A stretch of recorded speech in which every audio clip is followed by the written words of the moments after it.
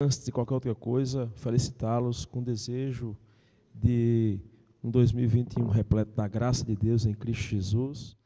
Expressar aqui os meus sentimentos por não poder estar presencialmente com os irmãos nessa semana, neste domingo, conforme deliberação do nosso Conselho Eclesiástico, em face do risco por contaminação por Covid-19, visto que muitos de nós tivemos contato com irmãos nossos aqui que estiveram lamentavelmente contaminados, estão em fase de recuperação, graças a Deus, a maior parte deles estão se recuperando em casa. Nós temos o nome do nosso querido irmão Calixto, que está no hospital em Campina Grande, foi transferido esta semana e está se tratando, mas tivemos notícias através da irmã Josi de que ele está com um quadro estável, com perspectiva de recuperação e de alta na próxima quarta-feira, se Deus assim nos permitir. Então, nosso conselho, reunido com sabedoria, decidiu convenientemente suspender as reuniões presenciais deste domingo, da próxima quarta-feira, de ontem à noite, no sábado, culto dos jovens, do próximo sábado, e só retomarmos no próximo domingo, salvo entendimento de que seja coerente estender um pouco mais. Mas até o presente momento nós entendemos que a maior parte dos irmãos que desenvolveram sintomas vão procurar fazer exatamente o teste rápido nesta semana ainda, para terem certeza disso, e se de repente outros desenvolverem sintomas, deverão ficar isolados por algum tempo e dessa forma a gente consegue manter a segurança de nossas reuniões aqui aos domingos e às quartas-feiras. Então, eu queria que nesse momento nós reservássemos um tempo para orarmos por aqueles que estão enfermos. Eu tenho estado com o coração muito angustiado, pensando a respeito dessa situação. Nós amamos muito os nossos irmãos, queremos o bem-estar deles, queremos o bem-estar dos nossos familiares. Então, é prudente que nós dediquemos tempo em oração, ao invés de apenas nos preocuparmos, lançarmos nossas ansiedades diante do Senhor. Vou convidar você a comigo orar agora em favor desses irmãos que estão enfermos, em nome de Jesus. Bondoso Pai Celestial, nós estamos aqui munidos da graça, munidos da Tua compaixão, nós nos aproximamos de Ti apenas confiantes de que Jesus Cristo é o nosso mediador e que por Ele nós temos livre acesso ao Senhor, e por isso nós oramos em nome dEle, em favor dos nossos irmãos que estão enfermos. Fazemos menção de cada um deles, a irmã Maria, Senhor, o irmão Calixto, que já estão assim publicamente com o diagnóstico do Covid-19. Nós pedimos pela recuperação plena deles, que o Senhor possa guardá-los do mal, que o Senhor possa preservar a saúde deles. E todos aqueles outros que por alguma razão desenvolveram algum sintoma, nós pedimos que Tu venha guardá-los do mal, que Tu venha protegê-los, que Tu venha dar, Senhor, uma percepção aos profissionais de saúde certa do que significa, Senhor, tais sintomas, e que se por acaso o Senhor for uma infecção por Covid-19, nós Te pedimos sinceramente, humildemente, em nome de Jesus, que o Senhor venha guardar cada um dos Teus filhos do mal, que o Senhor venha protegê-los. Nós queremos tê-los conosco para servirem ao Senhor. Nós somos uma comunidade pequena, Senhor. Somos um pequeno rebanho aqui, de modo que cada um de nós é muito útil à Tua causa. Somos muito necessários aos nossos familiares e amigos aqui ainda. Desejamos ardentemente estar com o Senhor na glória, mas enquanto pudermos ser úteis aqui nesse tempo, nós queremos estar aqui, Senhor, para evangelizarmos, para servirmos ao Senhor, servindo ao próximo. Então, abençoa cada um dos nossos irmãos. Nós oramos assim ao Senhor, de coração, porque cremos que Tu tens o controle da história e nada acontece casualmente, ó Deus, em nome de Jesus. Amém. Meus irmãos, vamos abrir nossas Bíblias nesse momento, na carta que Paulo escreve aos Romanos, no capítulo 8. Nós vamos ler uma passagem muito conhecida, em que o apóstolo estabelece exatamente uma declaração do plano de Deus acerca de nossas vidas, uma declaração objetiva do modo como Deus orquestra a história para o bem de nossas vidas e para a glória do seu nome. Romanos 8, verso 28 em diante, estendendo até o verso 30, diz assim: sabemos que todas as coisas cooperam para o bem daqueles que amam a Deus, daqueles que são chamados segundo o seu propósito, porquanto aos que de antemão conheceu, também os predestinou para serem conformes à imagem de seu Filho, a fim de que ele seja o primogênito entre muitos irmãos. E aos que predestinou, a esses também chamou. E aos que chamou, a esses também justificou. E aos que justificou, a esses também glorificou. Louvado seja o Senhor. Meus irmãos queridos, ainda hoje, quando eu pensava nesse texto da palavra de Deus, veio-me à memória a experiência que tivemos aqui no Brasil em 2014, quando realizamos uma Copa do Mundo aqui em nosso país. Eu recordo que naquele ano havia uma expectativa de vitória muito grande no coração do povo brasileiro. Afinal, era a Copa do Brasil, era a Copa no Brasil. E todos pensavam então que seria a chance do Brasil efetivamente ser ex-campeão aqui em nossa terra. Eu não sei se você recorda o que foi aquela terrível derrota da seleção brasileira para a Alemanha, 7-1. Foi assim que, lamentavelmente, nós perdemos o título em nossa terra, não obstante fôssemos, então, o time, a seleção predileta para a vitória. Muitas vezes a nossa vida está humanamente assim orquestrada. Nós fazemos planos, nós criamos expectativas e as coisas não acontecem conforme o nosso plano pessoal, conforme a nossa expectativa pessoal. Entretanto, não é assim com o plano de Deus. Enquanto eu lembrava desse fato histórico do nosso futebol, eu associava exatamente a esse texto aqui da palavra de Deus, que claramente nos diz que Deus tem um plano acerca de nossa vida, tem um plano acerca de nossa história, e o plano de Deus não pode ser frustrado. Não é como o plano do povo brasileiro acerca da Copa do Mundo, que foi frustrado. Não é como os nossos planos, nossas expectativas e sonhos pessoais que podem ser frustrados. Os planos de Deus efetivamente se concretizam, porque afinal de contas ele é aquele acerca de quem Jó, depois de compreender as respostas de Deus às suas indagações na época da aprovação, disse: bem sei que tudo podes e nenhum dos teus planos podem ser frustrados. Jó disse isso no capítulo 42, verso 2, do que conhecemos como o livro de Jó. Esse texto que nós lemos aqui precede exatamente o momento em que o apóstolo Paulo, na sua carta escrita aos romanos, aos cristãos de Roma, no momento em que Paulo está por declarar que nada pode separar-nos do amor de Deus que está em Cristo Jesus, nosso Senhor. Paulo diz aqui que nem anjos, nem principados, nem potestades, nem demônios, nada pode separar-nos do amor de Deus que está em Cristo Jesus, nosso Senhor. Os cristãos romanos que não tiveram a oportunidade de serem doutrinados pessoalmente pelo apóstolo Paulo, na verdade, não havia plantado essa igreja em Roma. A tradição cristã costuma dizer que essa comunidade teria sido plantada por instrumentalidade do apóstolo Pedro. Essa igreja, originalmente, era composta em sua maioria por judeus que viviam em Roma. Entretanto, como Roma era a capital do Império Romano, logo o número de cristãos gentílicos começou a superar o número de judeus. E provavelmente, pela leitura do texto, é possível perceber a preocupação do apóstolo Paulo de relacionar o plano de Deus em relação a judeus e gentios, como ele vai claramente demonstrar nos capítulos 9, 10 e 11 dessa carta aqui.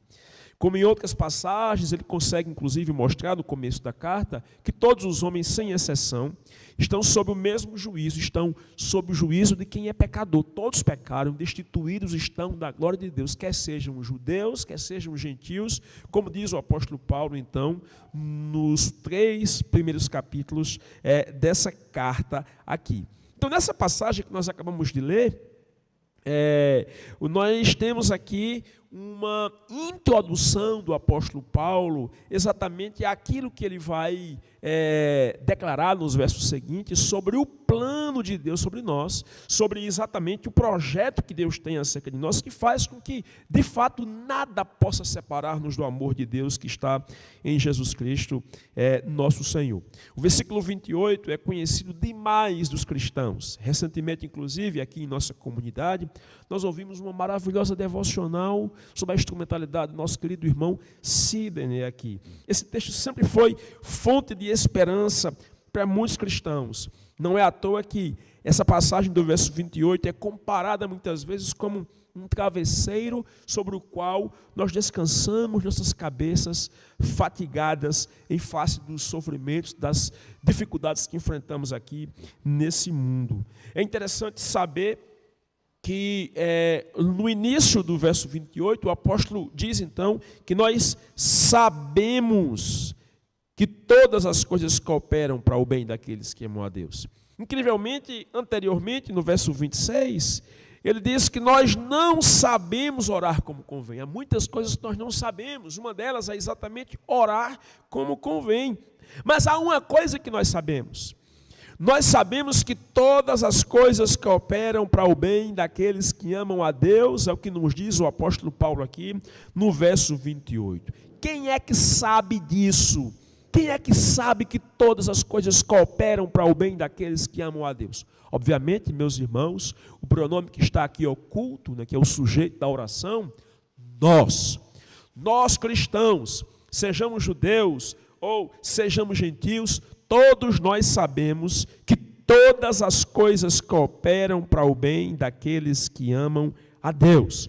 O apóstolo começa dizendo que nós sabemos de algo. E do que é que nós sabemos? Nós sabemos, diz o apóstolo, que todas as coisas cooperam para o nosso bem. É incrível perceber como que um copista primitivo, uma versão inclusive primitiva do texto bíblico aqui, põe o verso na seguinte forma: sabemos que Deus faz que todas as coisas cooperem para o nosso bem. Ao indicar o texto nessa perspectiva, colocando Deus como sujeito do verbo, declara claramente que de fato não é o acaso, é Deus que faz com que todas as coisas cooperem para o nosso bem. Uma pergunta importante para refletirmos em torno desse verso aqui é: por que é que nós sabemos disso? Por que é que nós sabemos, meus irmãos, que todas as coisas cooperam para o nosso bem? Em primeiro lugar, nós sabemos porque, como cristãos, conhecemos aquilo que a Escritura diz sobre as tribulações, sobre as bonanças, sobre as variações que essa vida nesse mundo pode nos promover, pode nos trazer. Nós sabemos porque as Escrituras apresentam, por exemplo, o exemplo, desculpe a redundância, de José. José, quando colocado neste mundo na condição do filho predileto de Jacó, foi parar finalmente no calabouço de Faraó, passando antes a ser um escravo ismaelita vendido a um chefe egípcio e se tornando, por fim, depois de honrado na casa de Potifar, sendo acusado por sua esposa de tentar assediá-la, foi parar no calabouço de Faraó, e inclusive lá no calabouço, esquecido pelos seus companheiros de cela, na verdade esquecido pelo copeiro, a quem ele teve a oportunidade de revelar os seus sonhos. José, no final, depois de tanto sofrimento, quando foi posto como governador do Egito, ele pode olhar para os seus irmãos que tinham receio de que após a morte do pai, José pudesse vingar-se deles. José disse aos seus irmãos assim: não fostes vós que me trouxestes para cá, não fostes vós que me trouxestes para o Egito, mas foi Deus para salvar toda uma geração. Quando vemos o relato da Escritura sobre a experiência de José, nós podemos estar certos, meus irmãos, que Deus está orquestrando a história, que Deus está no controle da história. Semelhantemente, quando vemos a experiência do povo de Israel, e que experiência foi aquela quando Israel passou, meus irmãos, pelo deserto, 40 anos, passou fome, sede. Nós lemos no livro de Deuteronômio, no capítulo de número 8, Deuteronômio capítulo 8, verso 15 e 16, Deus dizendo assim ao seu povo: que te conduziu por aquele grande e terrível deserto, de serpentes abrasadoras, de escorpiões de secura, em que não havia água, e te fez sair água da pederneira, que no deserto te sustentou com maná, que teus pais não conheciam, para te humilhar e para te provar e afinal te fazer bem. Quando nós lemos a Escritura dizer isso, nós podemos dizer: sabemos que todas as coisas, mesmo as serpentes do deserto, mesmo a sede que esse povo passou no deserto, todas as coisas cooperam para o bem daqueles que amam a Deus. Mas o que dizer de Jó, meus irmãos? Jó, que perdeu tudo o que tinha, até seus filhos, numa tragédia terrível. Jó, no final da vida, podia dizer: todas as coisas cooperam para o bem daqueles que amam a Deus.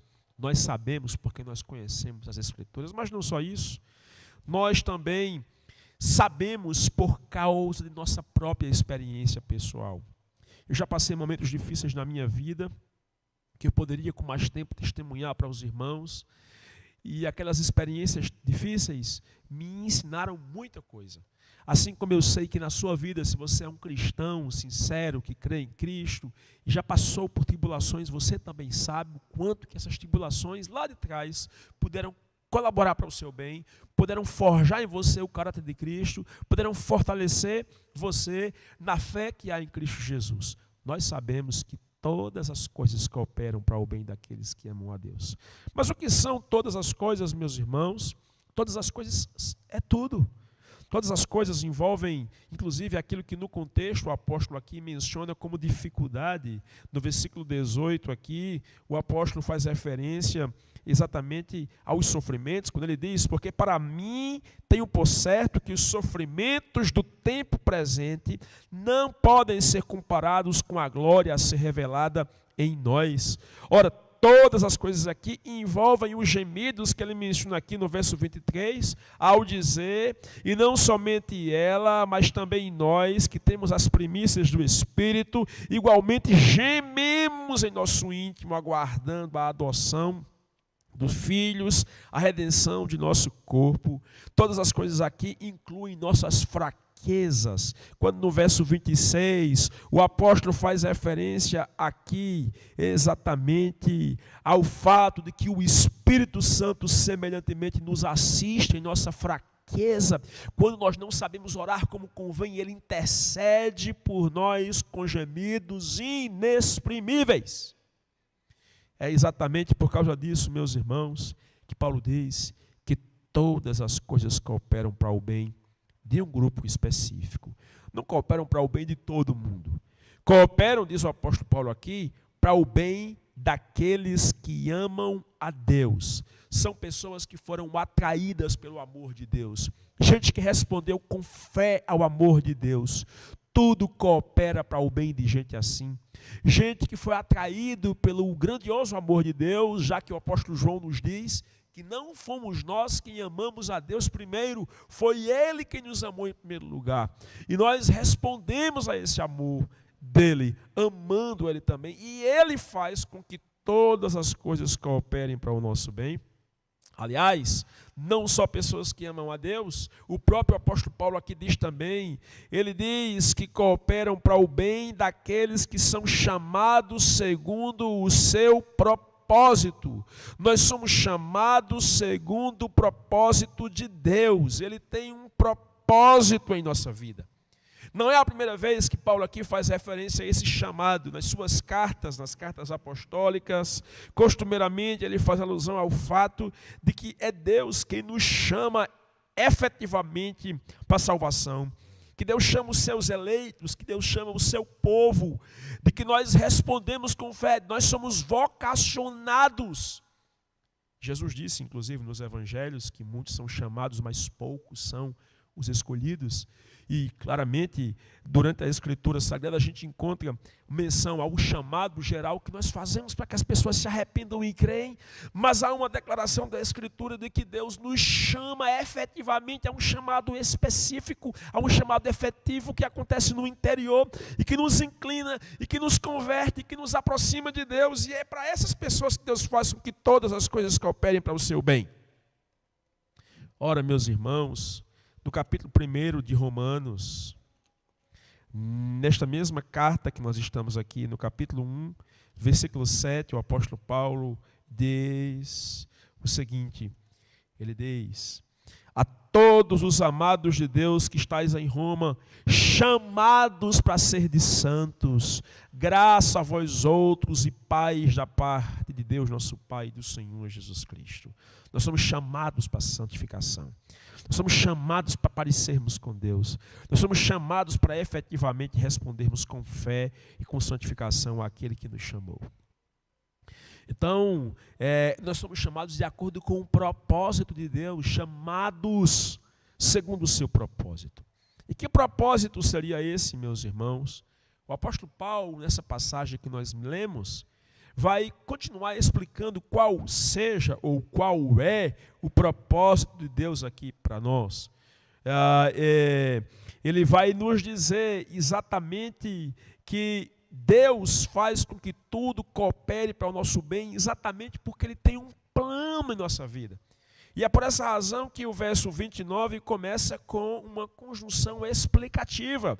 Porquanto, esse porquanto aqui significa ou introduz a explicação do que Paulo disse anteriormente no verso 28, de que Deus faz com que todas as coisas cooperem para o nosso bem, para o bem daqueles que Ele tem um propósito. E Ele vai estabelecer então qual é a razão dessa cooperação, dessa ação divina, desse orquestramento divino para que tudo coopere para o nosso bem. Por que é que Deus faz isso? Porque Deus tem um plano, porque Deus tem um propósito na nossa vida. E aí ele introduz aquilo que passou a ser chamado na história da teologia cristã de cadeia dourada da salvação.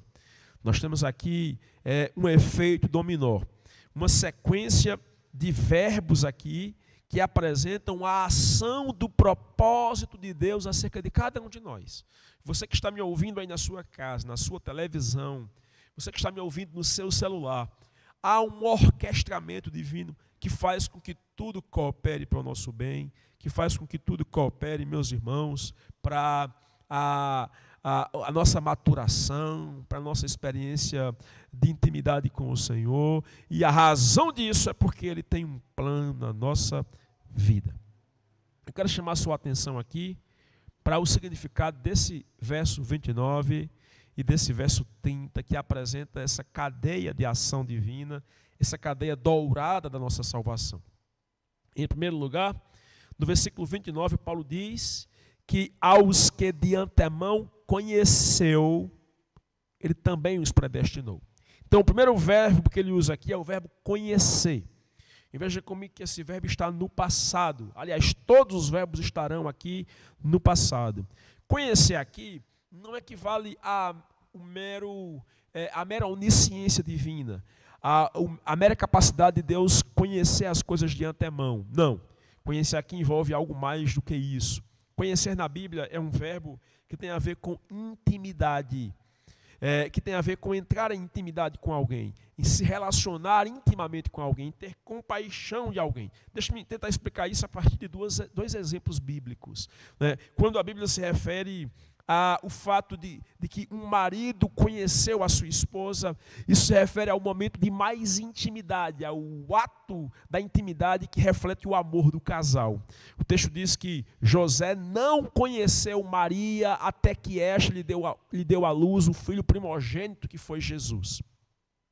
Então José não teve intimidade sexual com Maria. Conhecer significa entrar em intimidade, no momento íntimo. Mas não só isso. Conhecer na Bíblia também tem a ver com exercer misericórdia, entrar em laços afetivos de amor, ou ter compaixão de alguém. Lá em Êxodo capítulo 3, verso 7, diz que Deus conheceu o sofrimento do seu povo no Egito. O que é que significa isso? Que Deus teve misericórdia das dores, do sofrimento do seu povo. Não significa que Deus soube, porque Ele sempre soube, afinal Ele é onisciente, mas significa que Ele teve misericórdia, que Ele teve compaixão. De modo que quando Paulo diz aqui que aos que de antemão Ele conheceu, não significa dizer que Deus previu alguma coisa, mas significa dizer efetivamente que Deus amou, que Deus teve compaixão, que Deus entrou intimamente num pacto eterno de compaixão, de amor, de misericórdia com tais pessoas, com tais indivíduos.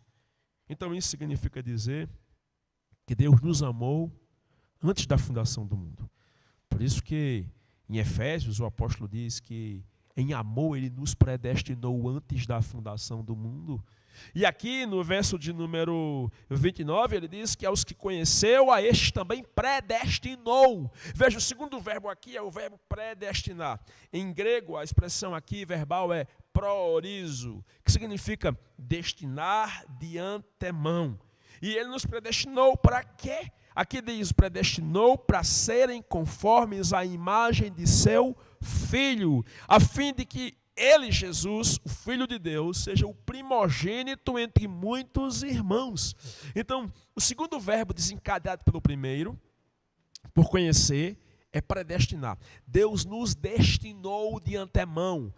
E Ele nos destinou porque Ele nos conheceu, porque Ele nos amou antecipadamente. Equivale ao que Paulo diz em Efésios capítulo 1, onde ele diz que antes da fundação do mundo, Ele nos predestinou em amor.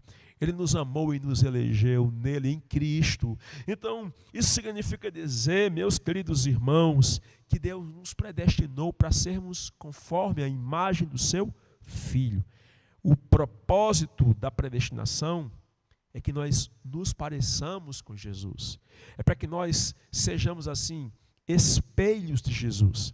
É para que Jesus seja o filho mais velho, digamos assim, o primeiro dentre nós, o que tem proeminência entre nós, o que se destaca entre nós, o que é o protótipo, o modelo para nós, o paradigma para nós, o arquétipo no qual nós nos espelhamos, tendo em vista que fomos predestinados antes, destinados antes de tudo para sermos tal como Ele é.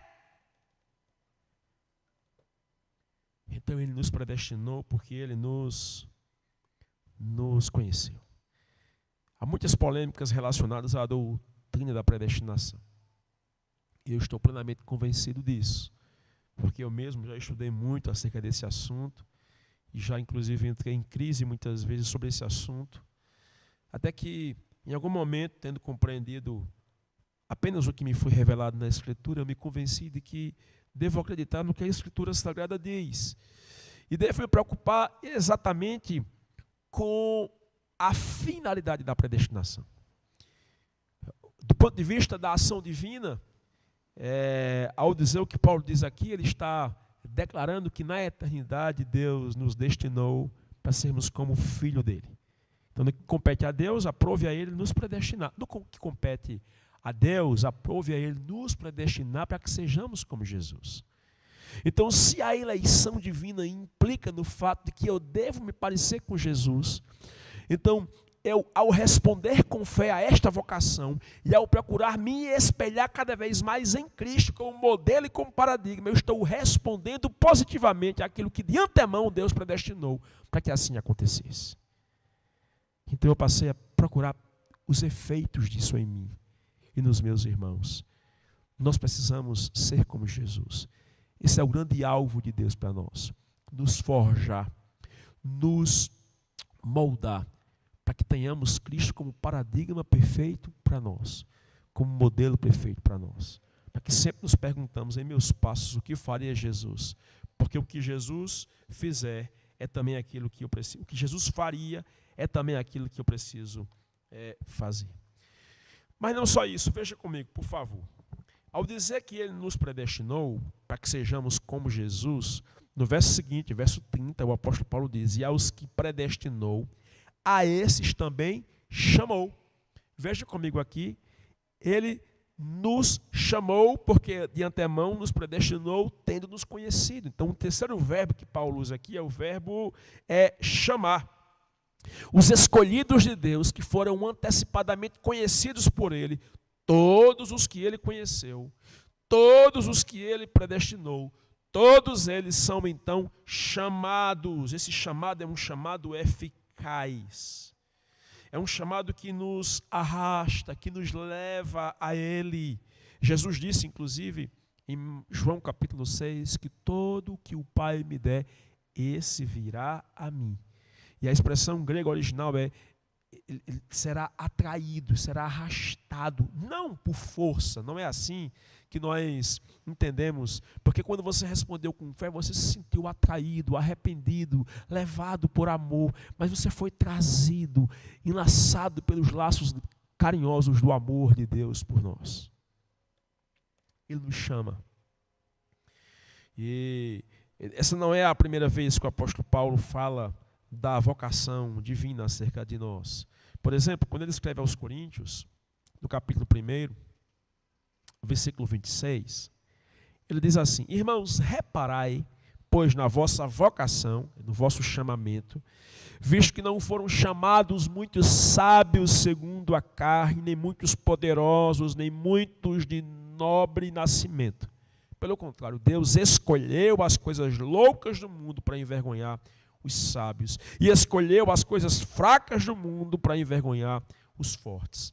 Paulo está dizendo que Deus escolheu gente simples. É importante dizer que boa parte dos cristãos do primeiro século, na sua maioria absoluta, eram escravos que tinham se convertido e tinham sido atraídos pelo amor gracioso de Deus. Esse é o chamamento eficaz que nos convence, que nos converte, que nos atrai exatamente a Ele. Quando Paulo escreve a sua segunda carta aos Tessalonicenses, meus irmãos, na segunda epístola escrita aos Tessalonicenses, escute comigo o que é que o apóstolo Paulo diz àqueles cristãos, exatamente no capítulo 2. Ele diz o seguinte, 2 Tessalonicenses, capítulo 2, versículo 13 e 14, o apóstolo registra o seguinte: entretanto, devemos sempre dar graças a Deus por vós, irmãos amados pelo Senhor, porque Deus vos escolheu desde o princípio para a salvação, pela santificação do Espírito e fé na verdade, para o que também vos chamou mediante o nosso Evangelho, para alcançardes a glória de nosso Senhor Jesus Cristo. Ao dizer isso, o apóstolo está claramente nos dizendo que quando Deus nos escolheu na eternidade, no tempo Ele nos chamou efetivamente pelo Evangelho, ou seja, a pregação do Evangelho é um chamado geral por intermédio do qual efetivamente Deus chama os pecadores ao arrependimento e efetivamente concretiza no tempo aquilo que na eternidade Ele designou. Você é produto do chamado de Deus. Deus o chamou no tempo porque de antemão te predestinou. E te predestinou porque Ele te amou, te conheceu na eternidade. Mais do que isso, meus queridos irmãos, veja comigo qual é o quarto verbo que o apóstolo Paulo usa aqui. No verso 30 ele diz: e aos que chamou, a esses também justificou. Ou seja, aqueles a quem ele chamou, a todos os que na eternidade, que antecipadamente ele chamou, e que no tempo chamou, ele justificou. Esse verbo aqui, justificar, é muito caro na epístola de Paulo aos Romanos. Por diversas vezes Paulo faz alusão a esse interesse de Deus de nos justificar, de imputar em nosso favor a justiça de Cristo, de declarar-nos justos pelos méritos de Jesus. Veja que esse é o grande tema da epístola de Paulo aos Romanos. O apóstolo por diversas vezes faz alusão ao interesse de Deus nesse sentido.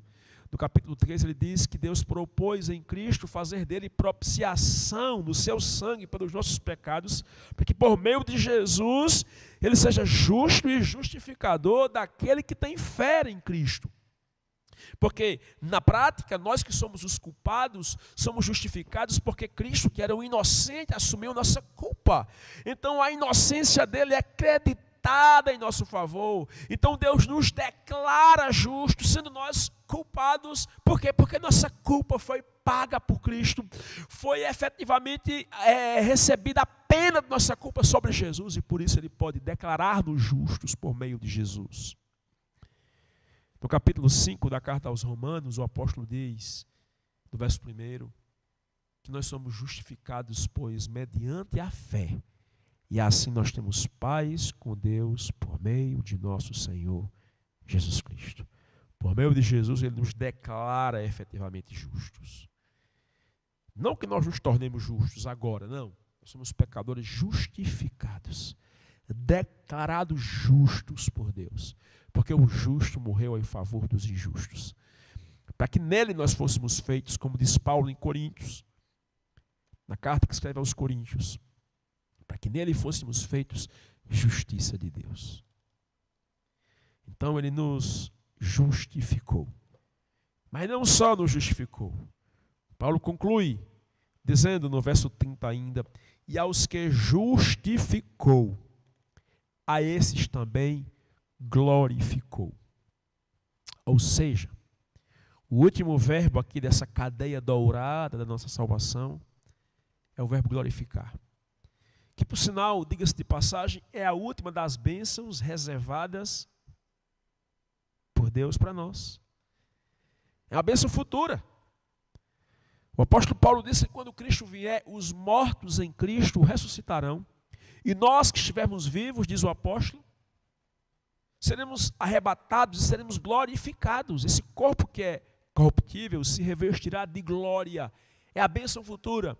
A bênção em que nós seremos transformados e essa natureza pecaminosa impregnada em nosso ser será completamente dissipada.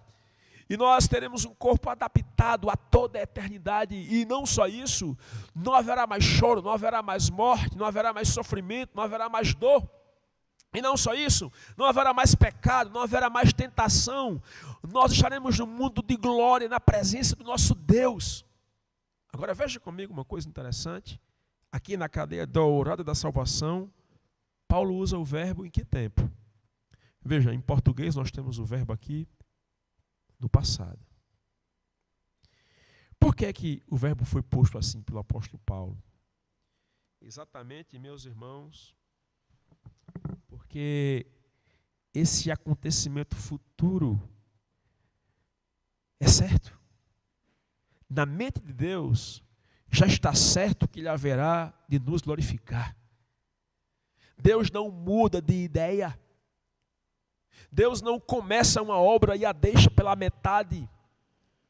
Aqueles a quem de antemão Ele conheceu e que por conseguinte os predestinou e por sua vez os chamou no tempo e por sua vez os justificou, Ele também já os glorificou. Já está certo na mente de Deus, não há passado, presente e futuro, há um eterno presente. É como se tudo já fosse um fato. Nada pode separar-nos do amor de Deus. É só por isso que o apóstolo conclui nos versos seguintes, declarando absolutamente que nada nem ninguém pode separar-nos do amor de Deus, nem mesmo a morte, nem a vida, nem os principados, nem as potestades, nada pode separar-nos do amor de Deus que está em Jesus Cristo, nosso Senhor.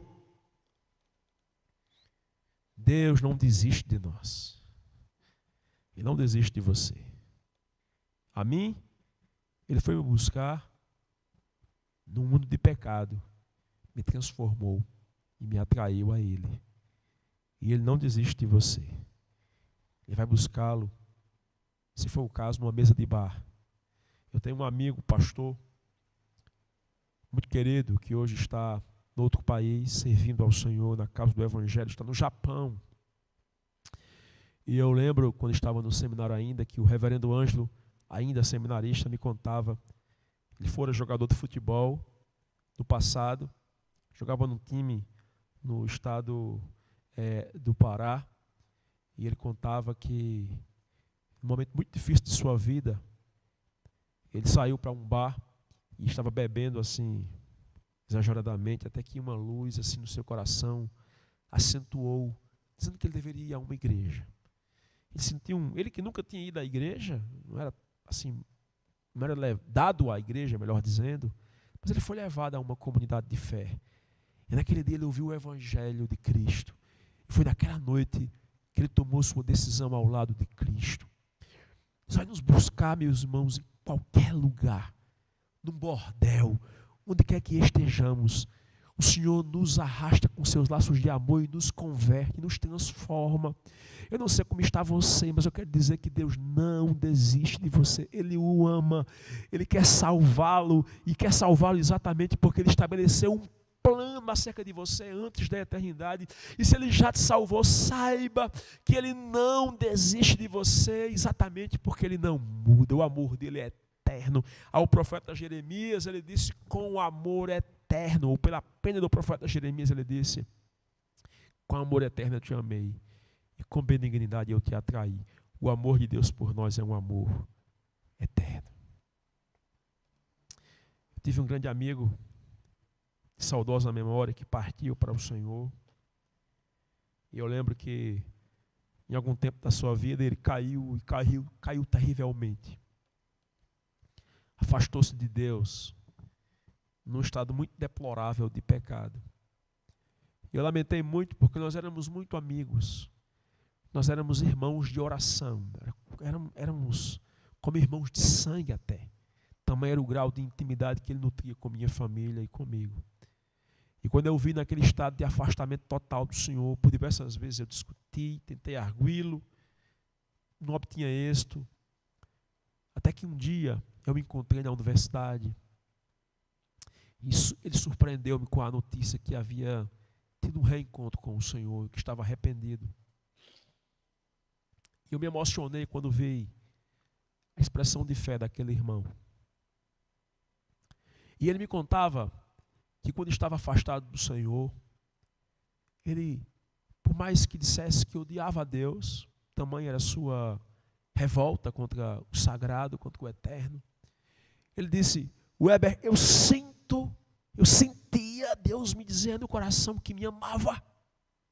E eu que conhecia a Escritura Sagrada, que declarava o amor de Deus por mim, que Deus me amara, que Deus me escolhera, que Deus deu provas do amor por mim, por meio de Cristo, que Deus me amou e entregou seu Filho por mim. Ao sentir no meu coração, dizia ele, Deus dizer que me amava, recordava-me aqueles versículos e eu assim ficava atraído pelo Senhor.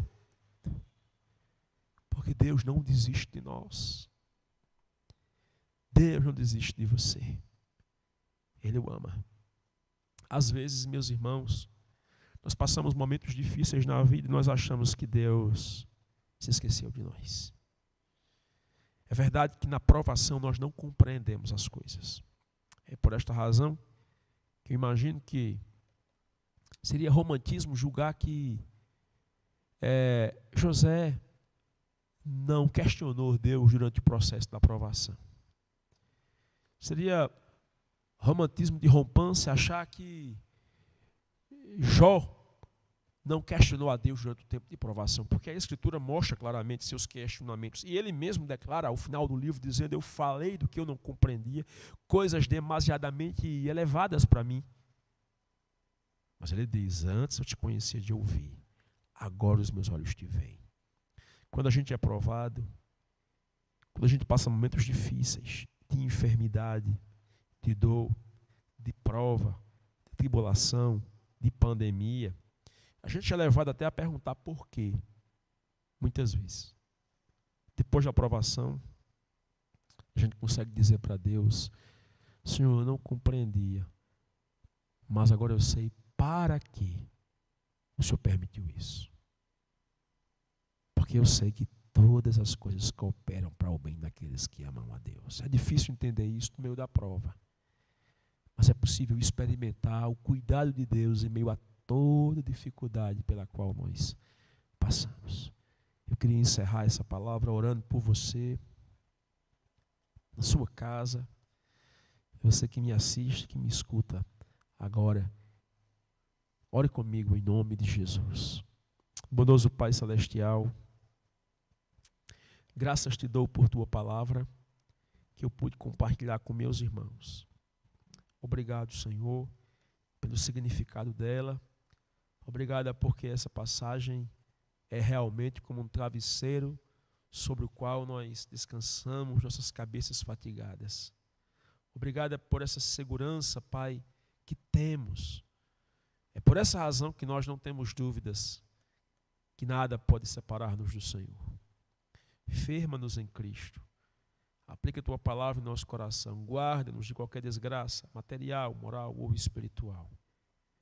Nós te louvamos por tua palavra, por tudo que ela significou, por tudo que ela significa para nós. Perdoa os nossos pecados e ajuda-nos a confiarmos em ti, a nos firmarmos em ti, em todo tempo, em nome de Jesus. Amém e amém. Que o amor de Deus, o Pai, e a graça salvadora do Senhor Jesus repouse sobre nós e sobre todo o povo de Deus, hoje, sempre, todo